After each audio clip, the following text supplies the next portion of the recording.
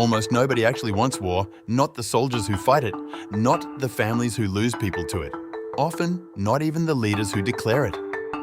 It is the single most destructive thing our species does to itself, and we've done it somewhere in almost every century of recorded history. So here's the strange question at the heart of all of it. If no one truly wants war, why does it keep happening? The real reasons aren't what most people assume. They're not mainly about evil, or even hatred. For 2,500 years, the same small set of hidden mechanisms has quietly pulled humanity into war, often against its own will. Understand them and the news stops looking like chaos and starts looking like a pattern. Start with something strange.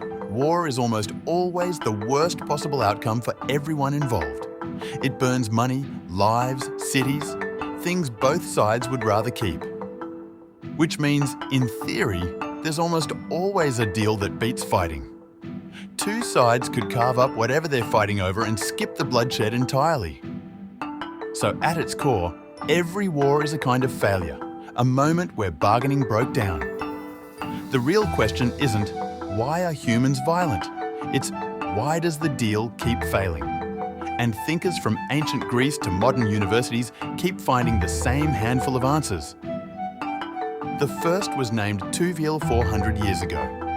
A Greek general named Thucydides watched the two great powers of his world, Athens and Sparta, grind each other into ruin. His verdict has echoed ever since. It was the rise of Athens and the fear this caused in Sparta that made war inevitable. When one power grows fast, the established power feels the ground shifting beneath it, and fear, not greed, takes the wheel. Researchers studied the last 5 centuries and found 16 times a rising power challenged a ruling one. 12 ended in war. The uncomfortable lesson: you don't need a villain.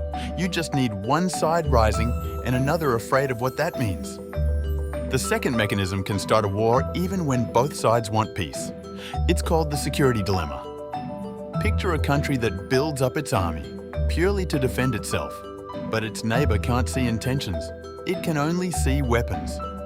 So the neighbour arms too, just to be safe, which makes the first country feel threatened, so it builds more.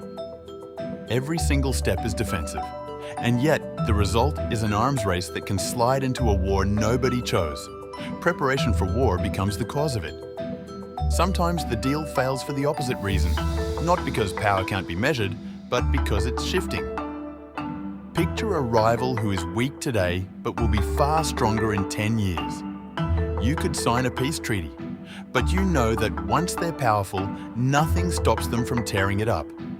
They can't credibly promise to stay peaceful, and you can't trust a promise the future will erase. So a chilling logic appears. Better to fight now while you still can than wait and be at their mercy. It's called preventive war, a war fought not over what is, but over what might be. Most disputes can be split. You take this, I take that, but some things can't be cut in half. A holy city, a throne, a people's sense of who they are. You cannot hand someone 40% of a sacred site or half of a national identity. When the prize is indivisible, and both sides see it as everything, compromise becomes mathematically impossible. And impossible is exactly where wars live. Then there's the simplest mistake of all, and maybe the deadliest. Almost every war begins with 4 words. It'll be over quickly. In 1914, soldiers marched off promising to be home by Christmas. 4 years and millions of dead later, they weren't. Leaders launch wars expecting a fast, cheap victory, and they're wrong again and again, misjudging the enemy, themselves, and how long the horror will last. War may be the only decision humans make where both sides routinely expect to win. They cannot both be right. And sometimes a war has almost nothing to do with the enemy at all. When a leader is failing at home, economy collapsing, people furious, a foreign enemy can be the perfect distraction. Nothing unites a divided population like a common threat. Suddenly, the anger points outward instead of at the people in power. Historians call it diversionary war, a conflict picked not to win land, but to save a leader's grip on power. The soldiers fight and die in a war that was really about politics back home. Step back, and all of these share one root. Between nations, there is no police, no referee, no higher authority to call when someone breaks the rules. Inside a country, if someone threatens you, you call the law. Between countries, there is no one to call. Scholars call this anarchy, not chaos, but the simple absence of a ruler above the rulers. And in a world with no referee, every nation must ultimately rely on itself, and fear is always rational. That's the soil all 7 mechanisms grow in. And underneath them, the ancient Greeks named the 3 things that have always driven nations to fight: fear, honor, and interest. Look beneath almost any war in history, and you'll find at least one of the 3, usually all of them. But here's what should give you hope. None of this is destiny. The same cold logic that starts wars can also be jammed. Trade between rivals raises the cost of fighting. Shared institutions give nations a referee to call before the shooting starts.